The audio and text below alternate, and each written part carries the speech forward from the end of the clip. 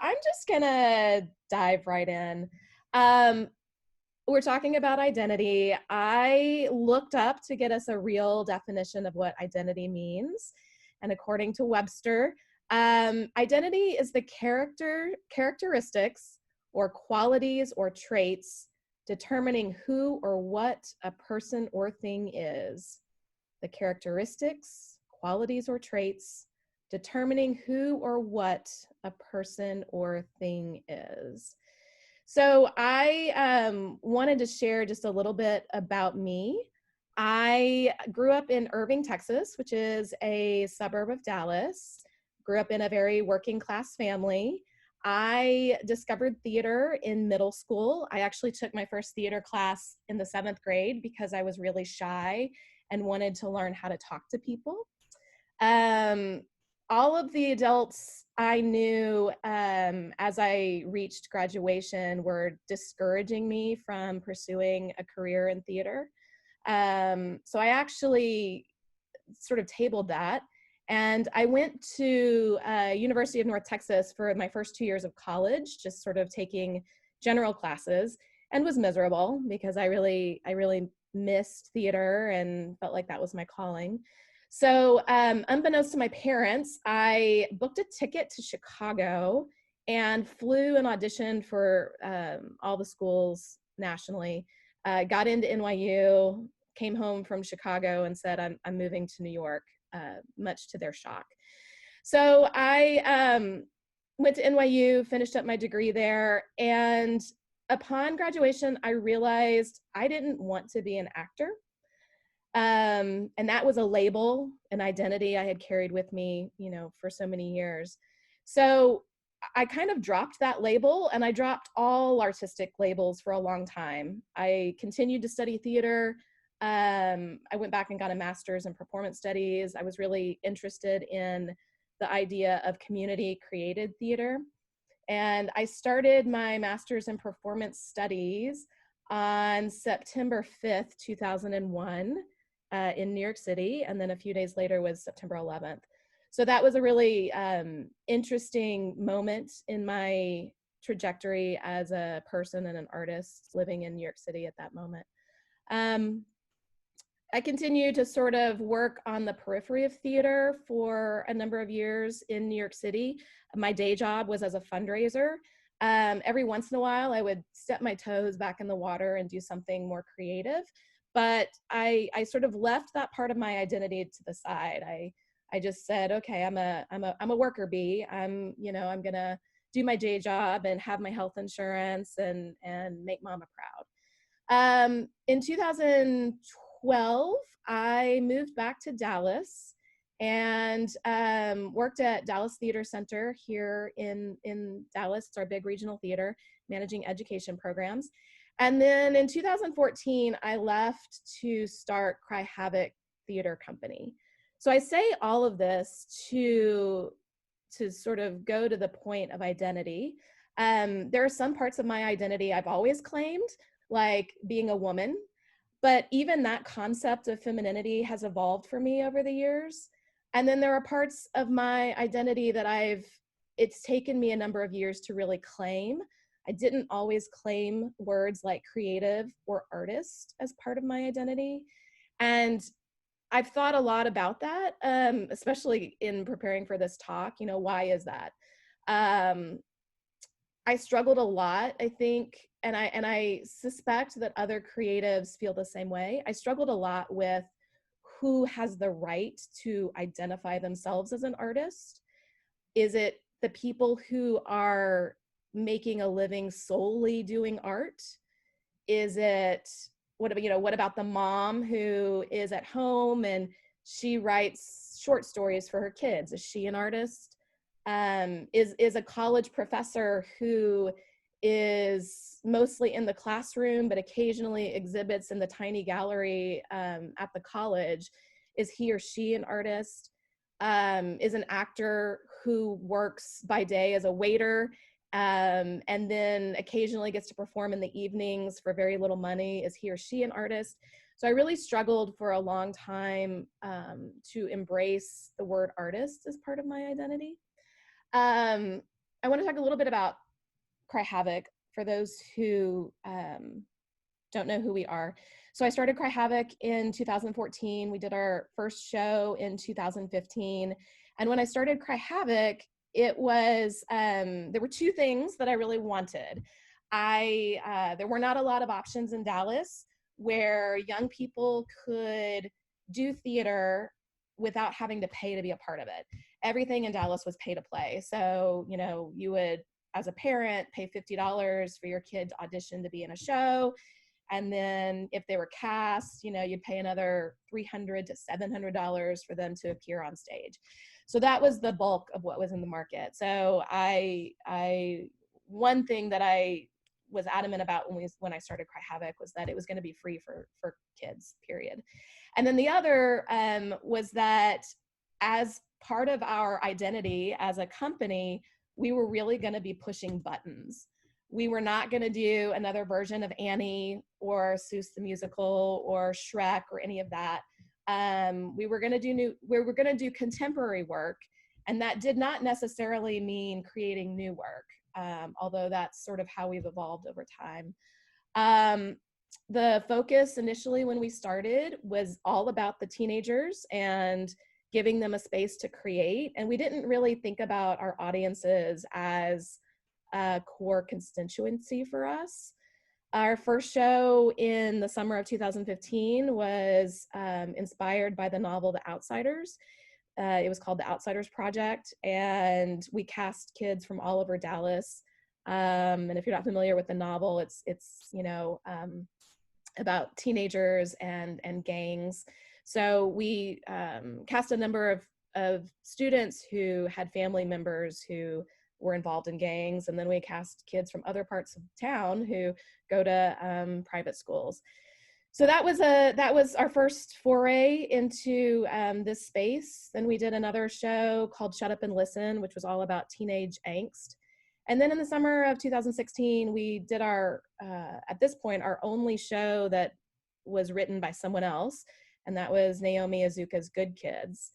And so those first three shows, we were all about pushing buttons, and we were all about the kids. We weren't really thinking about anything beyond that. And then while we were in our final dress rehearsal for Good Kids, was the evening of the Dallas police shootings here in Dallas.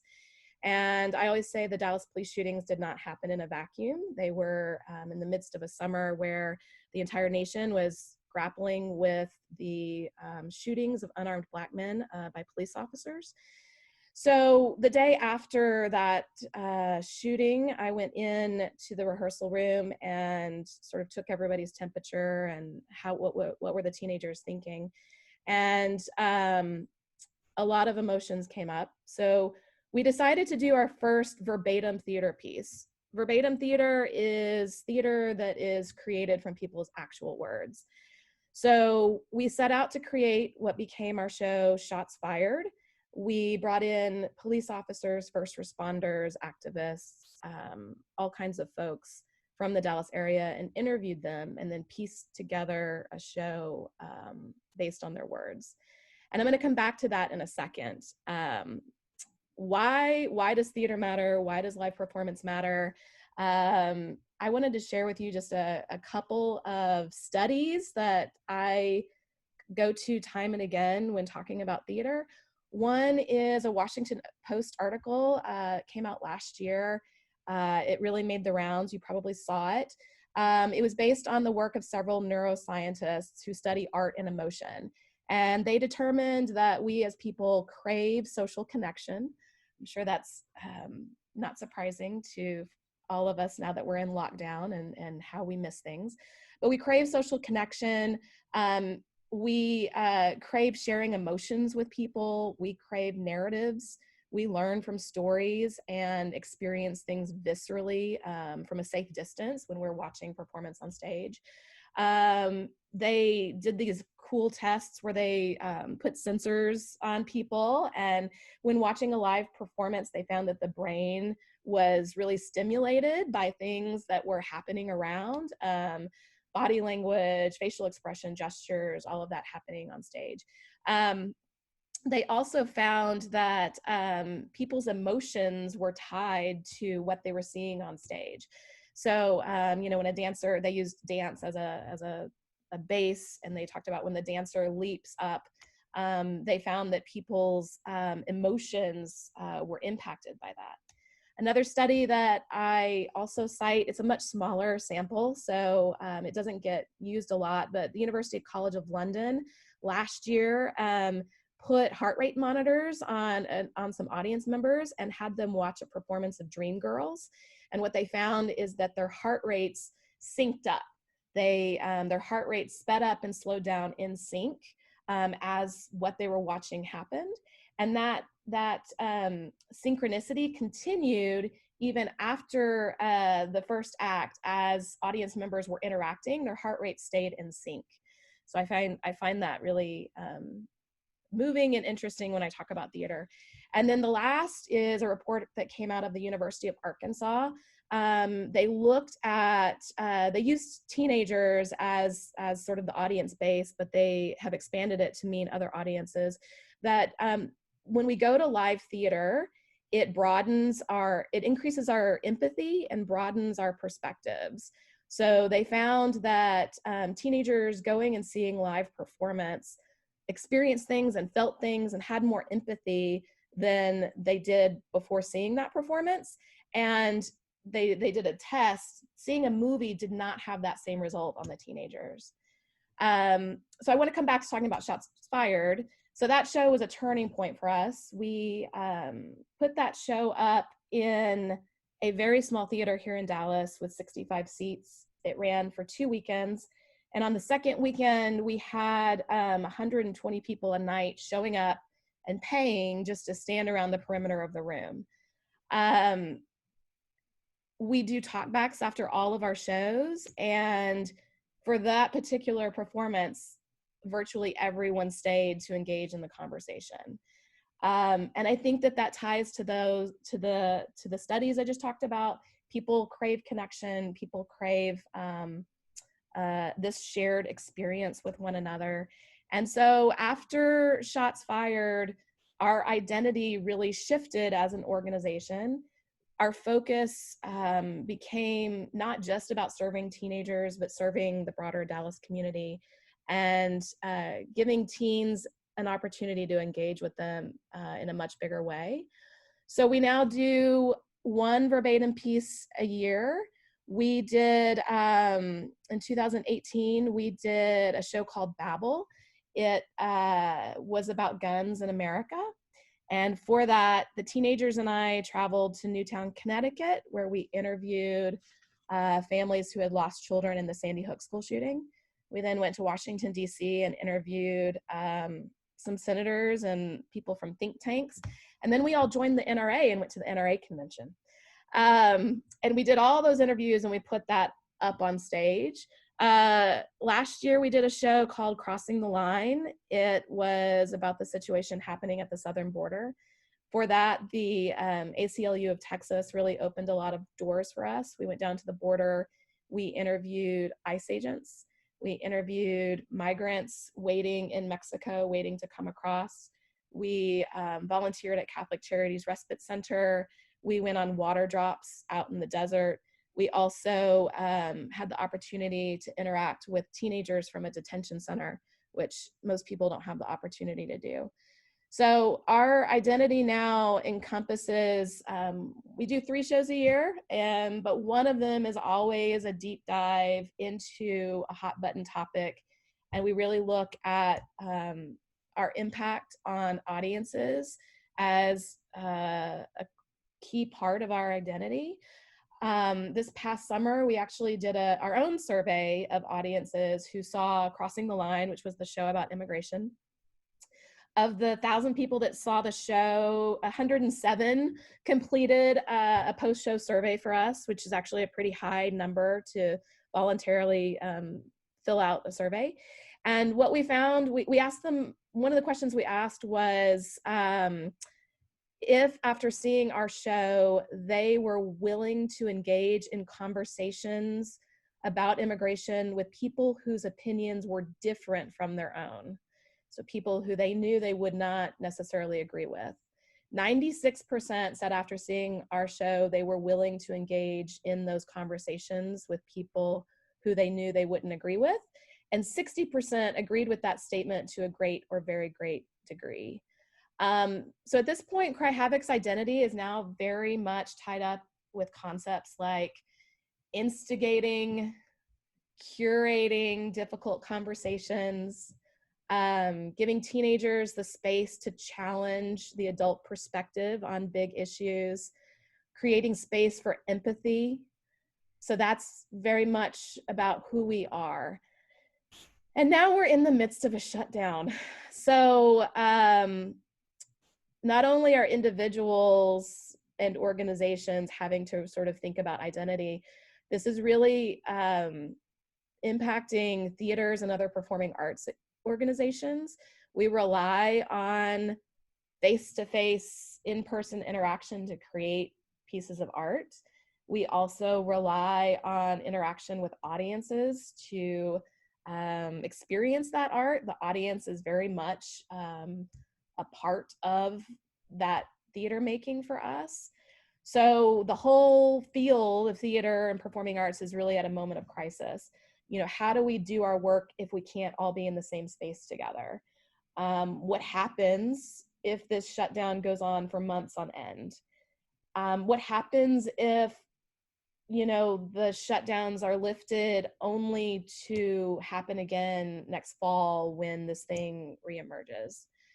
So in the last 2 weeks, I've been really struck by the number of theaters and dance companies and musicians and other performing artists who have really quickly pivoted to online platforms.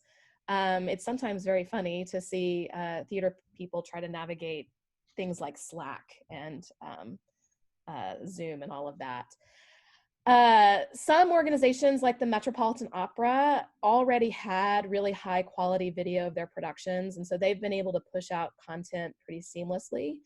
Others like us, you know, at Cry Havoc Theater Company, we create archive video of our shows, but those archives are really just to document what happened. The quality is not good, and we wouldn't want to put that out there in the real world for somebody to see who hadn't already experienced one of our shows in person. Other organizations, other arts groups are generating new online content. So that's Cry Havoc, the boat we're in. We're rolling out 2 new projects next week on Monday. The first is a one in partnership with the Alliance Theater in Atlanta and with Off the Page in New York City. In that one, it's a devising project. So we are putting out a prompt, a poem, and we're asking young people across the country and beyond to submit written pieces inspired by that prompt. And then we're going to assemble those individual written pieces into one coherent script, hire some actors to video it, and then produce that and put it out online. The second project we're rolling out next week is an open mic storytelling event.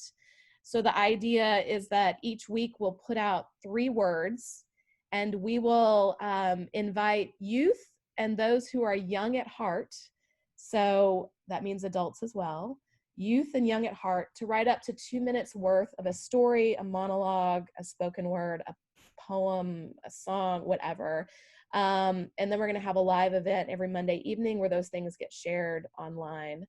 So for those who are feeling inspired and they want to be a part of that, our first 3 words that we're offering up for people to respond to are hope, identity, and nature. So you can look at our website on Monday for how to participate. Other things, companies like not only arts groups, but other organizations are obviously thinking about in the midst of all this. How do we keep our doors open? Do we furlough employees? Do we lay them off? Are we staying true to our mission if we do those things? What other business practices in the midst of this are we being forced to revisit? How should those practices move forward indefinitely? You know, I've been really adamant we're a small company. We have one full-time employee and two part-time employees. I'm actually part-time. And I've been really adamant that we are about the human connection. So we're going to do everything we can and keep our humans. So as a result of that, I've actually deferred my salary for the next couple of months to make sure that we can all stay.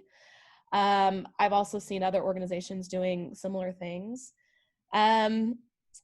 So that's from the organizational perspective. Going back to sort of individual identity, again, I've only in the last few years started listing artist as part of my identity. I wish I'd claimed it sooner. Certainly other people called me an artist before I felt comfortable with that label myself. I think that part of being human is being creative. It's in our nature. And I think the leap from creativity to artistry, from calling oneself a creative, leaping to an artist, is for me, has become about a devotion to a specific craft. I think anyone can use the label artist. I think the grandma who is sitting at home, dedicating hours, learning how to paint, gets to call herself an artist. I think the teens who spend a year working on a theater piece have earned the right to call themselves artists. So those are some initial thoughts I have. And we're actually going to do another breakout session. And then I'm going to come back and share a few more thoughts. But for the breakout session, I am inviting everyone to think about identity. How do you define yourself? How many of you call yourself creative? How, like, as part of your identity, how many of you like actually put that out into the universe? How many of you call yourselves an artist? How many of you use that term, and how else is your identity defined? So I'm going to turn it back to Megan and see if we can do our breakout groups and share some of that. All right. So yes, I'm setting it up. I think it should be with you with different people. So say hello. We'll get about 8 minutes and you should get a notification when there's 60 minutes left. So I'm going to go ahead and turn that on. So hopefully that all works out. Remember to unmute when you're in there and share your video if you're able to.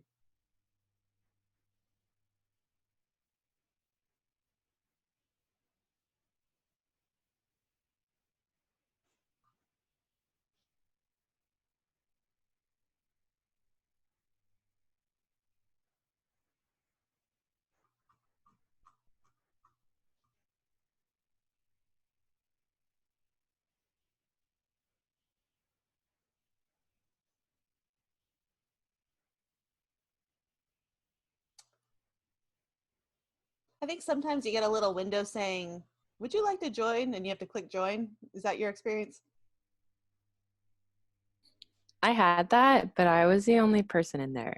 Oh no. It might be that everyone's kind of. You too, Kim? Yeah, well, there was an icon of a phone and no person, and the phone was muted. Oh no. So, yeah. My internet dropped, so that's probably why I didn't get into a room, because right when I was switching, it didn't work. All right. I was alone. And apparently Brian was so alone also. Okay, I'm going to bounce around, but I bet you guys can kind of chat amongst yourselves, muting and unmuting as best you can. Hey, yeah. Hey, hey, Megan. Hey, are you the only one in here? I'm the only one in here. Oh, let's see if I can move you to a room with people. That would be nice. Yeah, I know, right?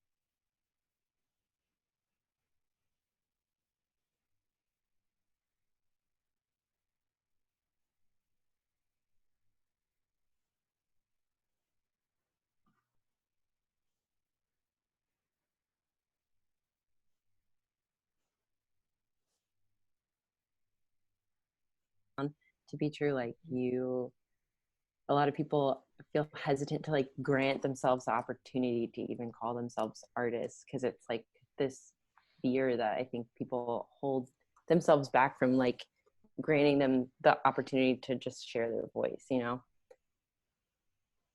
Yeah.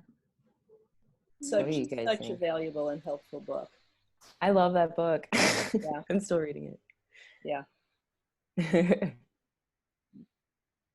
I wouldn't consider myself an artist either, but I would say that I'm creative. So I'm on the same path as you guys, and I'm trying to figure it out. I don't understand why. I actually prefer to call myself a designer because I have a graphic design background. Mm-hmm. And so I think of it as more of like the applied art versus the fine art. And Mm-hmm. so fine art to me is the artist, like a painter or a drawer, or even like a musician or something like that. But because what I do is such a very narrow field of art, I use that term instead of like creative or artist. Yeah, I feel that way too, because I do graphic design as well, and it's like, Linda, that makes a lot of sense. yeah, it's just like, yeah, I'm a designer. I do client work. Like, I don't do my own work, sort of thing.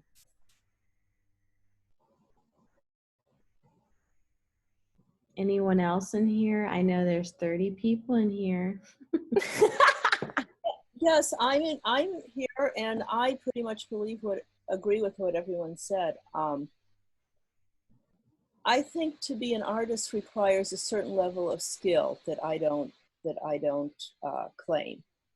Like with my pottery, I know there are millions of ceramic artists, and I kind of try to make mugs. So, and I try to think I'm creative, but that's been kind of difficult lately.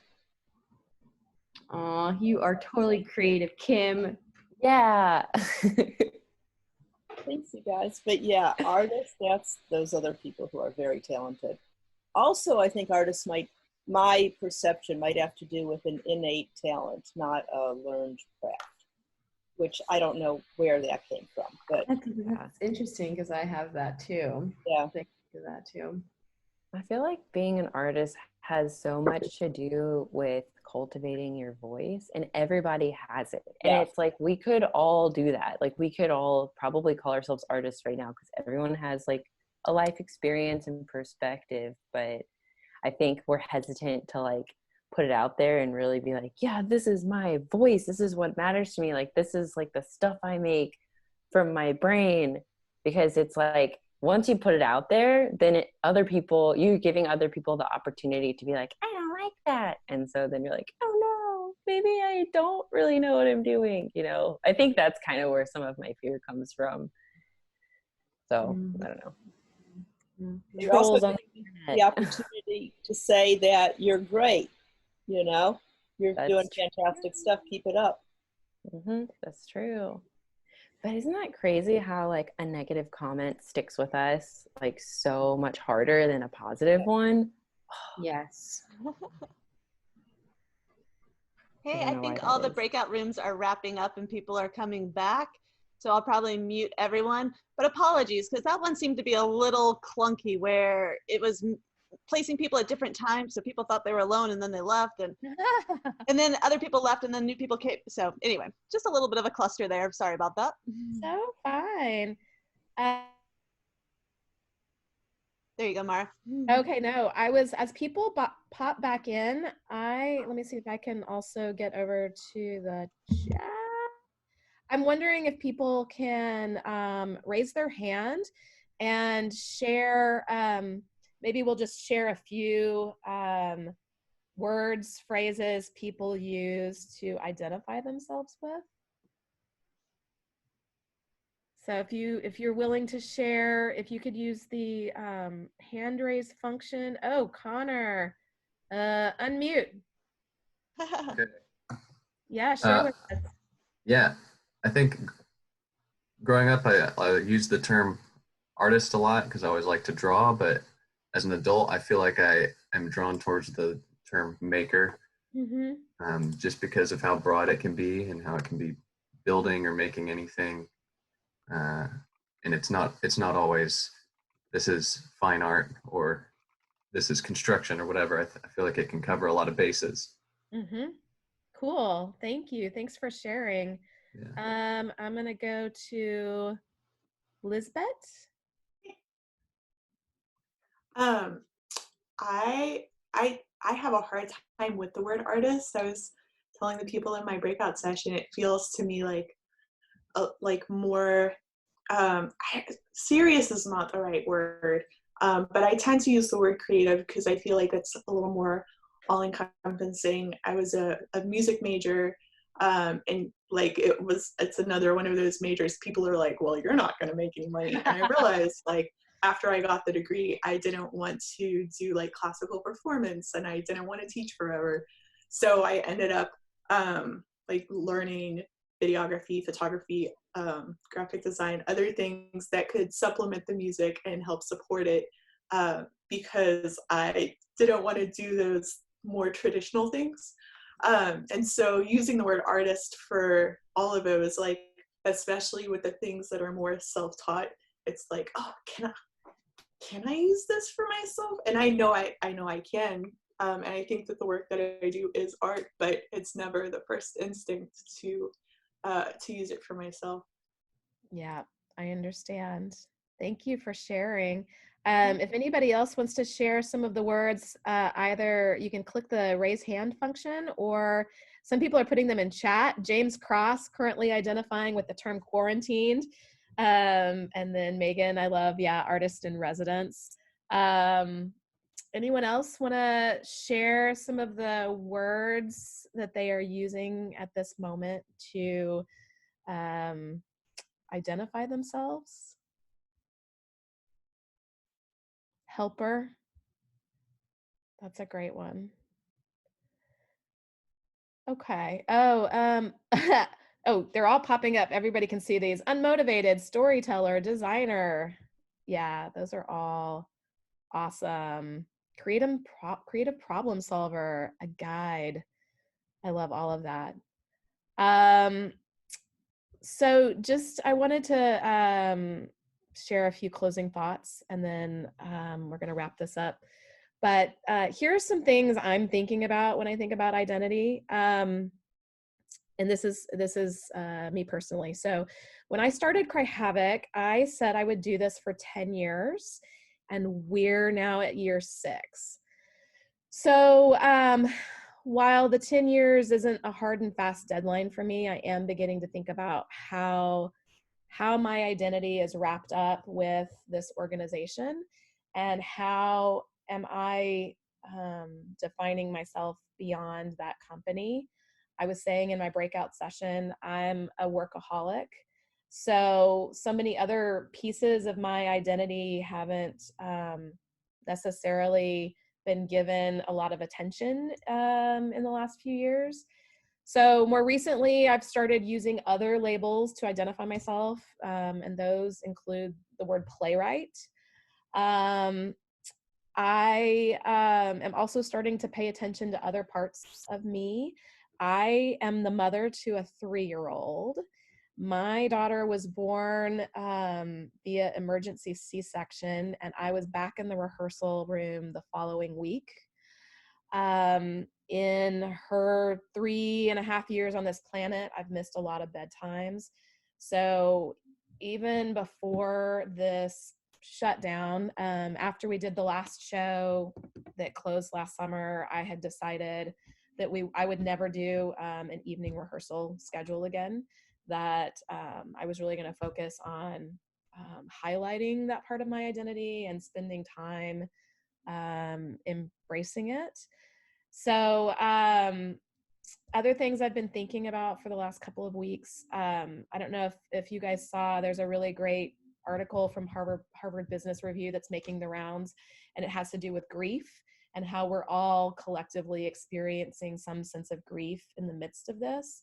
So I've been thinking a lot about how, as one loses a piece of one's identity, either because of a job loss or some other loss or just a shift in priorities, that there is a real grieving that needs to happen, and that we have to honor that as we reconstruct and reconfigure who we are in this moment.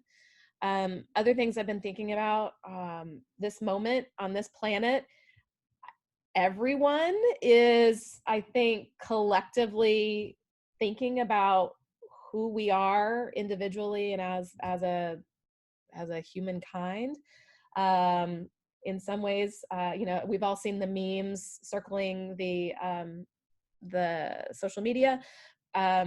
For me, I like the idea that the planet has sent everyone to their rooms to think about who they want to be moving forward. I do think we're at the cusp of something new.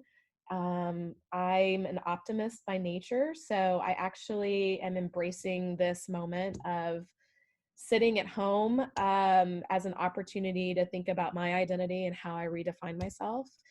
So questions I've been asking over the last couple of weeks, who am I at this point in my life? What kind of parent do I want to be? What kind of neighbor? What kind of friend? What kind of artist? What kind of human? And I don't have any of those answers, but I have a whole lot of questions, and I'm grateful for the opportunity to just keep thinking about them. And that's all I've got for my talk. I am grateful for the opportunity to do this. As Megan said, I was supposed to do a talk last August, and I ended up tearing my ACLU and meniscus and having surgery. And then now there's this, global shutdown. So I'm really grateful for Creative Mornings and for the opportunity to try this. And for everybody who showed up this morning, thank you for that. So Megan, I'm gonna turn it back over to you and let you decide how you want to close this session out. Thank you. All right. So typically month to month, we try to get you out the door by 10 a.m. because we know you've got to rush, you've got to hit traffic.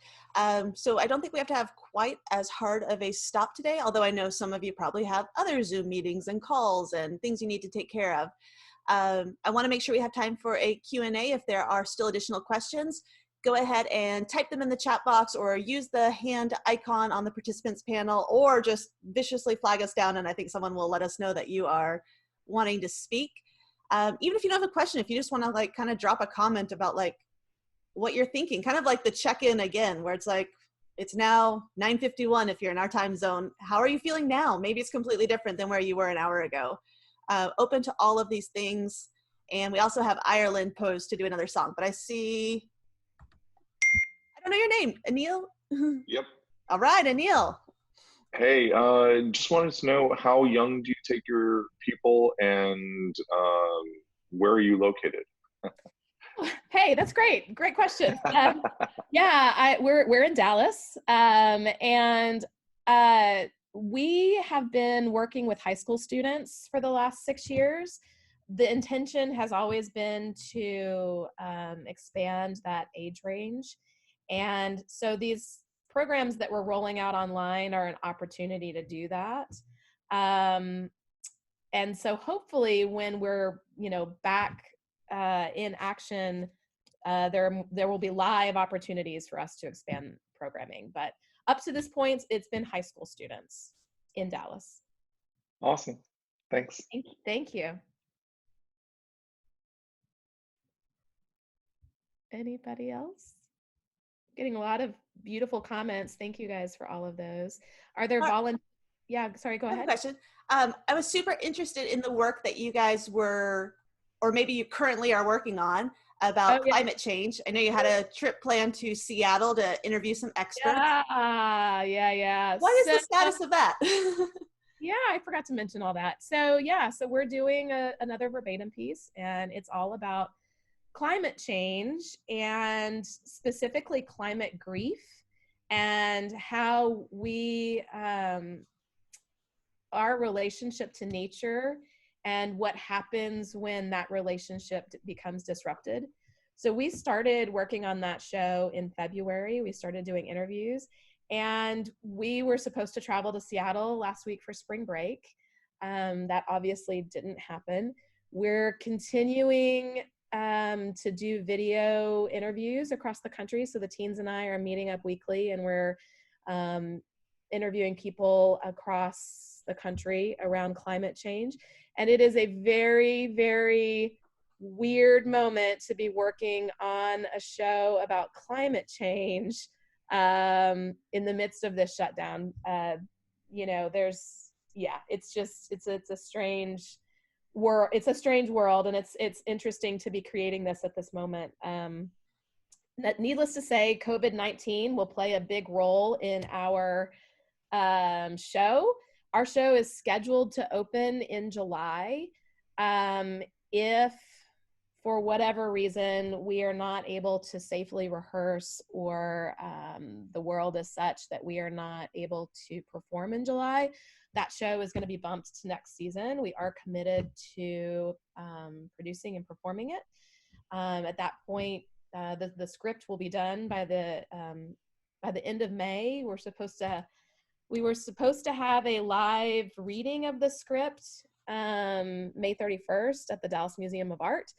If we can't safely meet and do a live reading of the script, then we will do a live reading online.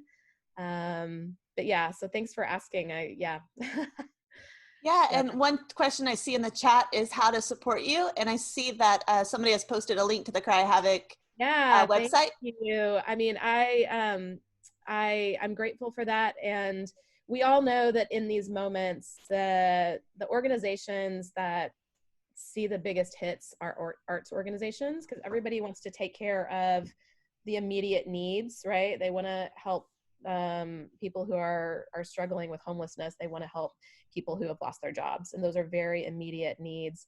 And so arts groups see declines in funding at times like this. So I'm really grateful for any support anybody wants to give. And thank you. I'm seeing a lot of, and yes, Greg Ortel is listing other great theaters in Dallas. Kim thought a lot about grief. I think we'd better get to work on the grief because before long, if it hasn't happened, we'll be grieving other people. Oh yeah, who have died. Yeah.